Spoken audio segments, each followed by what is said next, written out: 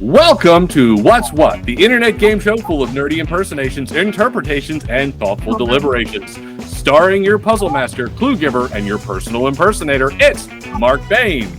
Don't worry, I'm not quitting my day job. We're joined today by somebody who's near and dear and happens to be related to us. It's Margery Bayne.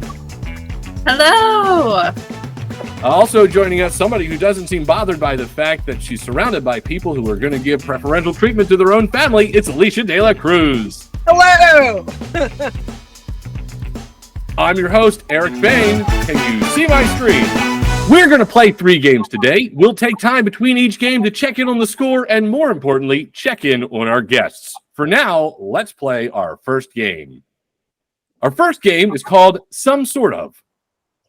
In the American classic adventure film National Treasure, actor Nicolas Cage plays the treasure hunter Benjamin Franklin Gates. During the course of the film, he finds a pair of glasses hidden in a brick in the Philadelphia Capitol building. Upon discovery, Nick Cage says, "There's some kind of ocular device." After hearing the clue, contestants can buzz in and have an attempt to answer. If you answer correctly, you'll get the point. If you fail to answer, the other contestant can steal. For theatrical reasons, we're going to ask for your answer to be in the form of a statement, "They're glasses, Nick," or "It's a pair of glasses, Nick." Your first clue. It's some kind of cranium grooming utensil. Margery. It's a hairbrush, Nick. That is correct. For your hair, it is a comb or brush. That is 1 point for Margery. Your next clue. It's some sort of portable luminary apparatus. Alicia. It's a flashlight, Nick. For the dark, it is, in fact, a flashlight. Your next clue. It's some sort of laced wardrobe tackle. Kind of a curveball. Your second clue. For hanging your clothes or jacket. Margery. It's a hanger, Nick. It is, in fact, a coat hanger, Nick. That's what I said. Your next clue. It's some sort of circular pressurized delivery component.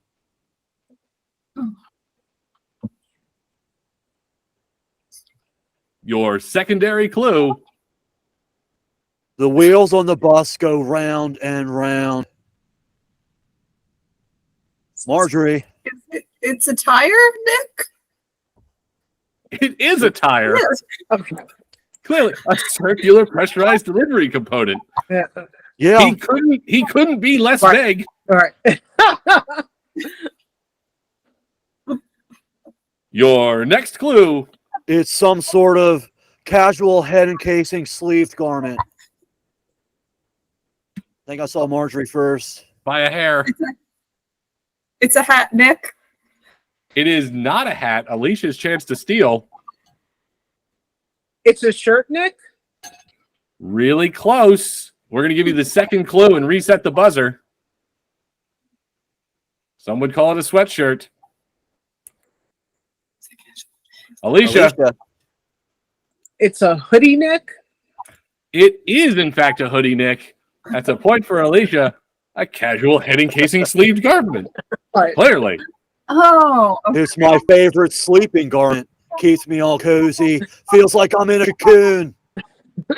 That's the end of our first game. Margery, I know you're surrounded by your brothers right now, and we're not huge readers, but I will have to say that we're a big fan of Object Impermanence. Can you tell us about that?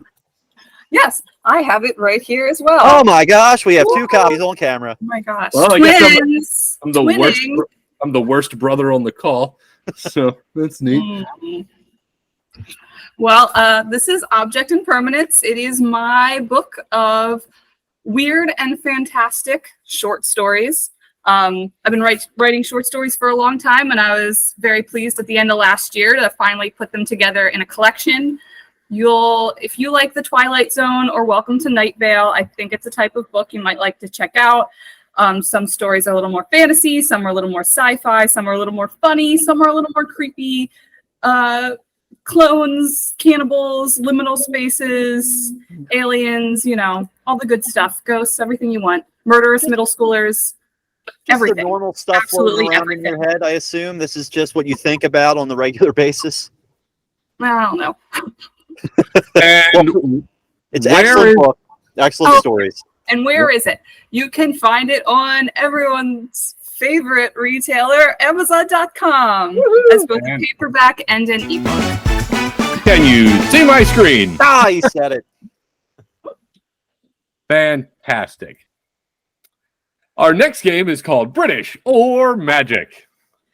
So, growing up, Margery, you're well aware of this, that we didn't have all the cable television or a lot of media influences, but we watched a lot of the same movies over and over again, and Harry Potter was a big influence, especially those first two growing up. As you know, and we've discussed, I don't know what things are British and what things are magic. The turns of phrase, the culture, the items. Are they British or are they magic? I still don't know. As a result of his upbringing, there are several words, phrases, and concepts that Mark learned from Harry Potter that have left him perpetually confused if they are in fact British words or turns of phrase or are in fact just magic. Each question in this game is worth 1 point. We're going to ask both of our contestants to write down their answers, share them with the screen at the same time. Both contestants can earn points. Your first clue. Accio. Accio. Can you use it in a sentence, please? Beans and rice and toast, please, Accio. Margery, we'll start with you. Is that British or magic? Well, it's definitely not British because it's Latin and it's magic. Alisha, we'll pass that to you. British or magic, giving that extra context. That is magic. That is a point for both of our contestants. That is, in fact, magic, also known as the summoning charm in the Harry Potter universe. Your next clue. Balmy. Balmy. Can you use it in a sentence, please? This whole Brexit thing is going to balmy. Alisha, we'll start with you. Is barmy British or magic? It is British. And to Margery, that's to you. It's British. That's correct. Barmy is, in fact, British, a word associated with crazy, that was, as we would say it in the U.S. or in the States. What are the colonies? What do they call us? The I don't know. in the colonies. Yeah, that's it. Your next clue. Bender. Bender. We've got to work on your accent. Margery, we'll start with you. I gotta use it in a sentence, don't I, Gov? I had too much honey beer or butter beer, and I got on a bender. Bender. Margery, that's still to you. Well, if we're talking about airbenders and firebenders, it's magic. If we're talking about getting drunk, it's British, which we're talking about the second one, so it's British. Very good. Alisha, that's to you. British or magic? It is British, but also, would it be magic even if we were talking about firebending, airbending, earthbending? Because isn't that... I'm trying to think of what power scale we're talking about there, then. It's not... Are we going more with chi versus magic? All right, I digress. It's British. This is the type of nerdy conversation people are here for. Actually, they are. So I appreciate this. A point for both contestants, and we love the pedantic banter. It's actually good that neither of you are going against other contestants because they would have they've gotten a few mixed up. But your definitions are really aligning this game, and thank goodness this is the last time we're playing it. Your next clue. Acid pops. Acid pops. Could you use it in a sentence, please? I got a pocket full of acid pops from the Weasley tins, I did. Acid pops. Alisha, we'll start with you. I'll be honest with you, I can't imagine what like legitimate sort of British thing this could be. So I'm gonna have to go with magic. And Margery, to you. Yes, it is definitely referenced in the Harry Potter series, so it is magic, but I imagine it's something that actually existed in the 70s at some point. That's a lot of acid, I feel like. If it's like a pop form, like they're still on the trip. There's not. There's, based on 45 seconds of internet research, we came back with magic as the answer. So a point for both contestants. Acid pops are a type of sweet in the magical world that are similar to lollipops from the real world. They are known to literally burn a hole in the tongue of the person eating them. Your next clue. Bonkers. Bonkers. Can you use it in a sentence, please? I saw that keeper knock the other guy off his broomstick. It was absolutely bonkers. Bonkers. Perfect. Margery, we'll start with you. British. Alisha, to you. I agree, British. That is, in fact, British, and that is the end of our second game. Coming out of our second game, a narrow lead for Margery with 8 points. Alisha right behind her with 6. Nice. Close game. Yeah, that's the closest game we've had. While Eric continues to calculate. Alicia, earlier you mentioned you had 2 Gremlin children. Now, Gremlin children, is that a British thing or is that a magic thing? It's definitely magic. Got it. I mentioned that a friend of mine text messaged me the other day to ask how they both were and referred to my younger one as a mogwai, which is perfect because, for one, she has this adorable face, looks like younger than she is. Not that she's only 18, but she has a baby face. But also, you definitely can't feed her after midnight. It's very treacherous. They've got a lot of personality, constantly doing things that I tell people about later. And even my older one and their fiance have given me 3 grandchildren. The first one is Turnip. He's a king snake. And the other 2 are Moogle and Emil. They're both cats. So those will be the total of my grandchildren most likely, and I'm okay with this.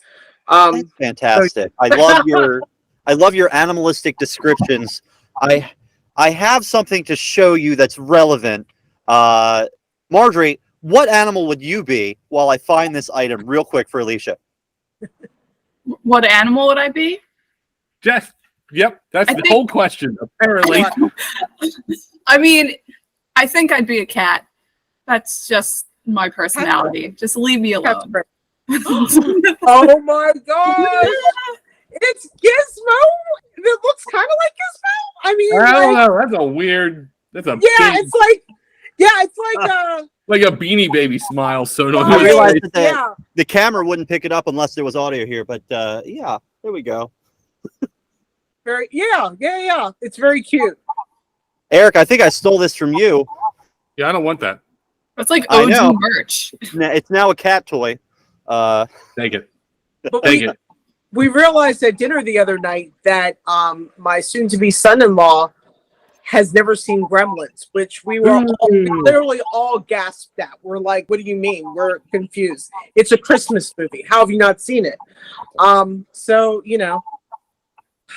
I was going to mention the Christmas movie debate, Gremlins, Die Hard, etc. But that's for another episode. I'm about to that's a movie, so that's a whole show. That's we're writing content for season 2 at this point, and I love that plan.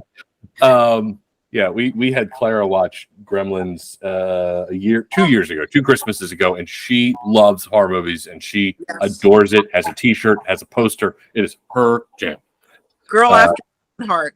She's my favorite. We recorded that, so we'll cut that out. Cut that in post. Cut it. I'll say it. Can you see my screen? Yes, we can. Our next game is called Television Reality. We're going to have 3 titles for you in each round. One of them is real. That's right. In Television Reality, we'll present contestants with the titles of 3 reality TV shows. 2 of them are fake. 1 of them is real. Your job is to identify the real television show title. Each contestant, in turn, will have the opportunity to ask one of the hosts for a show description. After each contestant has asked one of the hosts for a show description, we will ask you to share your answers on what you think the real show is. Each contestant can earn points. Are you ready to play? Yes. Your first set of clues. Fast food managers, on the go, kings of pain. Alisha, we'll start with you. Would you like Eric or Mark to describe which show to you? Eric. Yes. I have to pick one of these. Yes. Kings of Pain. You might not be familiar with it because Kings of Pain was an Australian television show that ultimately came on the History Channel, not the Animal Channel, which is odd because it's about a guy who is like a Steve Irwin type biologist, Right. and he has animals bite him, and figures out how painful those animal bites Caveman Rob. His name is Caveman Rob. I have seen clips. Yeah, this is absolutely a real thing. Margery, what show would you like to ask Mark about? Well, it's really a choice of what BS I want to hear him spew, because I also knew which one was real.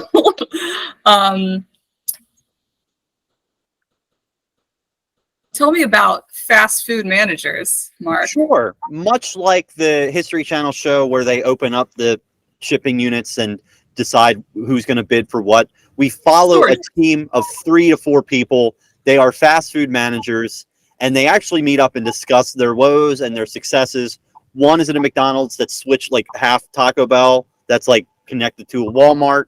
Another one is connected to an Arby's that's next to a tire shop. So they got a lot of interesting stories. We had 1 season of it, but it wasn't that great. Alisha, what show do you think is real?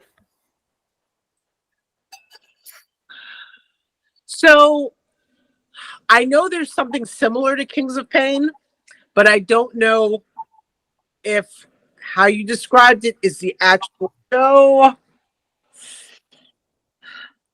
But the Arby's and tire shop, I don't know that I can buy that. I mean, the fact that there's yet another Arby's, that's disturbing enough. I'm going to go with Kings of Pain. And Margery, what show do you think is real? I'm also going to go with Kings of Pain. I feel like I've heard the description of that show before. I didn't know the title, but just judging by the titles, that one seems like the most like a reality show title. You are correct. Kings of Pain is a real show on the History Channel and was renewed for a 2nd season of May 2022 as a point for both contestants. To be fair, while Eric and I were writing this game show, we accidentally came up with real shows while creating fake ones. It was a whole process. A weird parallel universe we're living in, Mark. Your next set of clues. Swamp People, Serpent Invasion, Pipeline Scrappers, Sandcastle Champions, All-Star Season. Margery, that's to you. Which host would you like to describe which show? Making a bunch of weird grunts as I try to think. This one's trickier.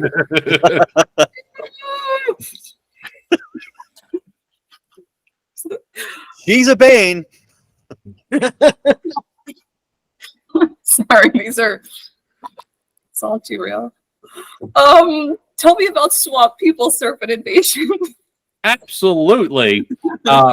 Renamed as a mini-series season to the hit show Swamp People way back in 2010, Swamp People is an American reality show broadcast, of course, on none other than the History Channel that follows the day-to-day activities, people that hunt alligators.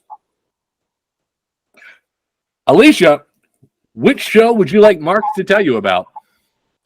Sandcastle Champions. All-Stars. Absolutely. So, funny story is that the first official season on television was the All-Star season because it started in the 2009-2010 thing when they had like mini-series. It was like the YouTube era of they had television shows on Xbox Live, they had shows on YouTube, they had shows on Yahoo TV, like where the season 5 of Community was.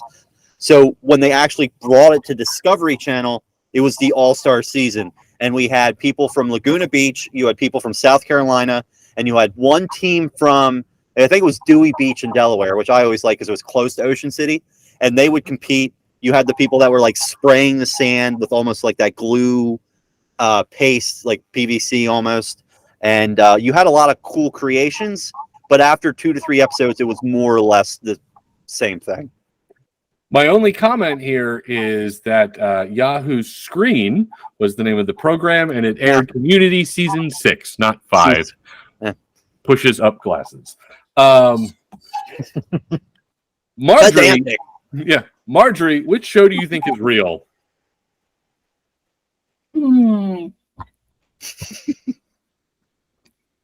Mark, you had such specific details for Sandcastle Champions that I think it might be just really good BSing. But I also know there's a lot of shows that are like Swamp People, Forest People, Blah People on like Discovery and TLC. Serpent Invasion throws me off because that seems very silly. Like it sounds like a superhero movie. Sounds like the third Captain America title before they changed it. That was the fake out title. It was Serpent Society. And then they're like, nope, Civil War. Sorry, I'm having to think. No, yeah, we were all there. You can cut it in post. Yeah, no, we won't.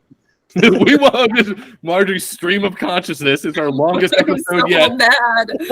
I mean, I very well even could be Pipeline Scrapers, but I feel like it needs a little more snazz in the title. Yeah, which one do you think is real? I don't know. I can't believe they would have an all-star scene as that's the first season, though. I'm going to go with Swamp People Serpent Invasion. All right. And Alisha, which show do you think is real? So I know I'm pretty confident there was a Swamp People. I don't know about the Serpent Invasion. And I have to agree with the whole idea that All-Star season for the first season sounds. I'm not sure about that. But I at the same time really feel like Sandcastle Champions seems legitimate. So I'm going to throw both of those out the window and go with Pipeline Scrapers. Oh. Yeah. Wild card. Yeah. The correct answer is Swamp People Serpent Invasion. That is a point for Margery, scraping out a narrow lead. Yes. Pipeline Scrappers is a good show. I can tell you all about it. If Sandcastle Champions was actually a show that I didn't know about, I'd be upset and go watch all the seasons right now. I know. Your next set of clues. Backstage Nightmares, the unexplained local yodelers. Alisha, we're going to start with you. Who would you like to describe which show? Mark and Backstage Nightmares. So I'm glad you picked me. I used to do theater in high school. I mean, so did Eric. We're Baines. We like talking and like having the light on us, limelight. Backstage Nightmares followed a few people that were stagehands and stage managers. One of them was on Broadway. We only got 2 episodes of them while they were doing Wicked when it was on Broadway in New York. But we got a couple people from Philadelphia that were doing backstage, and the show goes off. Like every episode ends with like they're crying and they get the flowers because the show went off great, but it was to appreciate all the hard work that was going on behind the curtain. So it actually kind of a wonderful concept. I think they had 3 seasons on Discovery or TLC. I can't remember which. Margery, which show would you like me to tell you about? Eric, tell me about The Unexplained. I would be happy to. The Unexplained, you might think that's from the 90s based on that giant X, but you'd be wrong. It's from the late 2010s and recently renewed for a new season in 2023. It is produced and hosted by none other than William Shatner, as he talks about mysteries of mankind and strange animals and UFOs, History Channel. Who built the pyramids? Who knows? Who knows? It's impossible to tell. It's unexplained. Alisha, we'll start with you. What show do you think is real? The Unexplained. Margery, that's to you. I've seen an episode about Mothman of The Unexplained. Fantastic. Purely because Allie and Jake are my sister and brother-in-law. The other Bayne that's not here was like, William Shatner is just so freaking hilarious in the intro and the outro that we just have to watch the whole episode. So yeah, The Unexplained. Nobody. So that's how I knew as soon as you actually said it. Oh, yeah. Well, nobody went for local yodelers, huh? That was on PBS. PBS? Yeah, that's absolutely how it goes. Your next set of clues. Lords of Gem Valley, the toys that built America, backyard beekeepers. Margery, that's to you first. Who would you like to tell you about which show?